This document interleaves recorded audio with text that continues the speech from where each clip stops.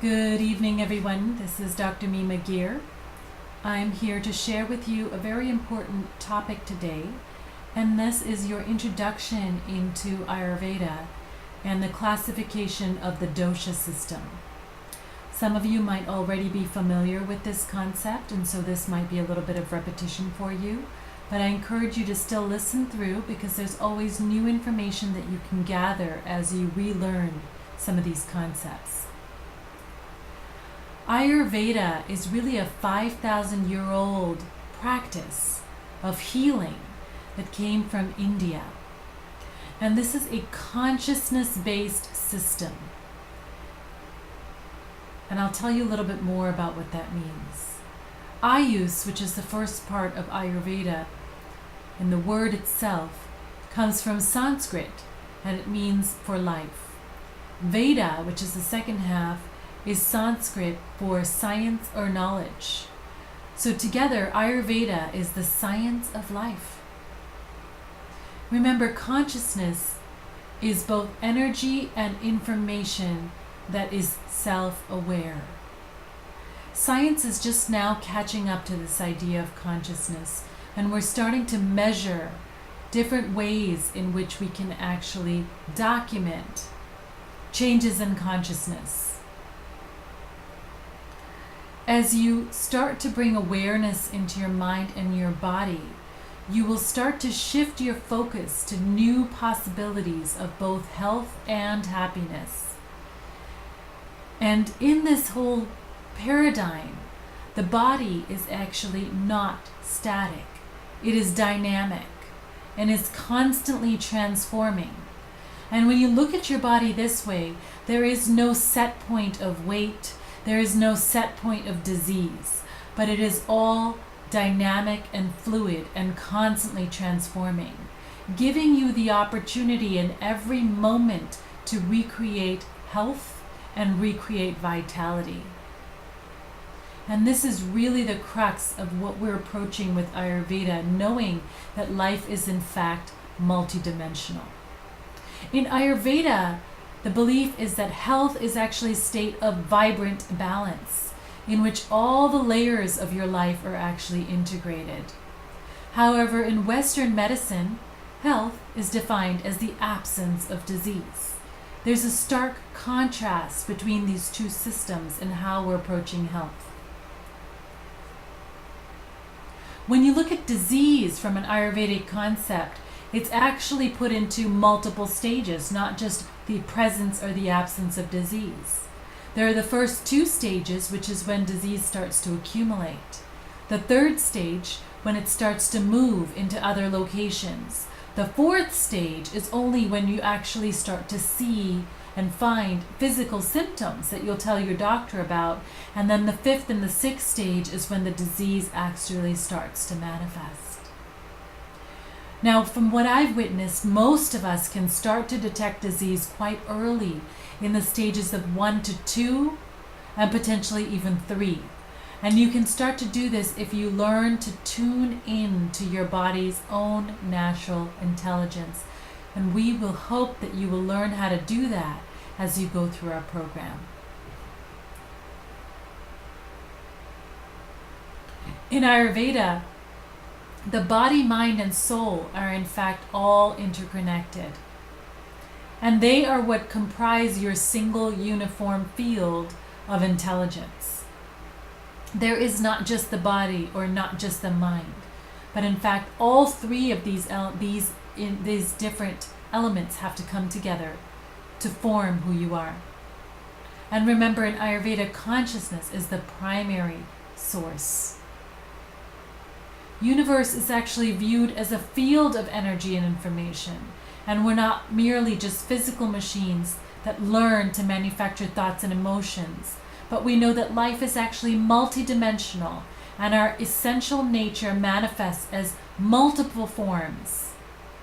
The essence of me is not actually just defined by your body and your mind, but actually has multiple layers. And this is the idea of the layers of your being, or your koshas.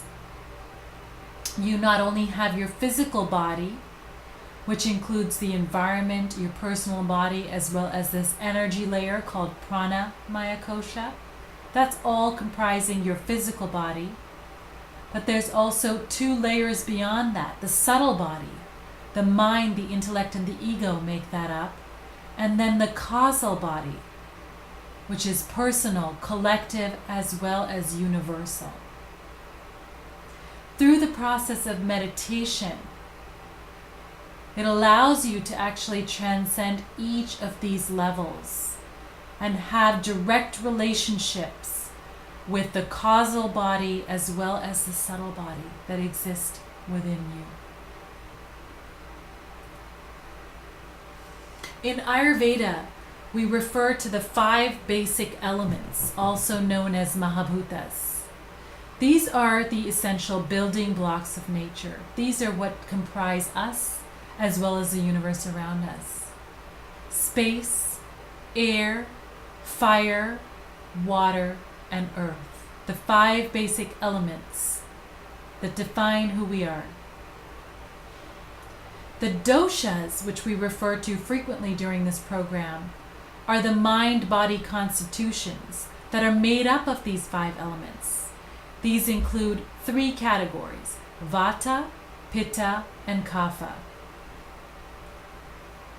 Vata is the dosha of air and space. It represents movement. There are multiple areas in which the body actually is controlled by Vata. It could be perception, inspiration, thought, and connectedness to the brain. It could be speech, digestion, and movement within the digestion or peristalsis. The ability to eliminate waste from your body, whether it's sexual function or menstruation, and circulation. All critical pieces that are controlled by the Vata dosha. The characteristics of a Vata dosha are very wind-like, dry, light, subtle, sometimes irregular and quick, mobile and changeable, often thin and light, active, talkative, welcoming new experiences. And in balance, the Vata dosha is energetic, creative, shows initiative, and is a great communicator. However, in imbalance, they often suffer from mental agitation, anxiety, worry, inconsistency, insomnia, delicate digestion, and constipation. Pitta, on the other hand, is a constitution of both water and fire, and together they compile into the category of transformation. Pitta in the body represents metabolism. This is where we digest food. This is where we detoxify. Our blood chemistry is made of Pitta. Our nutrient levels contain Pitta. Our red blood cells contain Pitta. Our ability to intellectually discern, to have good heart function, memory, good protein or myoglobin, good brain function in your substantia nigra, your visual perception, your pigmentation of your skin, your healthy complexion, your melanin, all controlled by Pitta dosha. So Pittas are often medium built, have a strong digestion, have warm body temperatures, they sleep soundly for short periods, they have a sharp intellect, are often direct and precise, and they stay very close to routine and are courageous. In balance, Pittas are bright, warm, friendly, they have good decision making, they're leaders, and they have strong digestion. In imbalance, Pittas can be angry, irritable, can be excessively critical, judgmental, aggressive, have skin rashes, inflammation, and indigestion.